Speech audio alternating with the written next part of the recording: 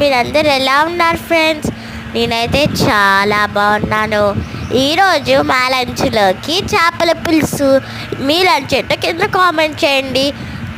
అలాగే ఈ వీడియోని చూసి మీరు కూడా ఒకసారి ట్రై చేయండి, చాలా బాగుండిద్ది.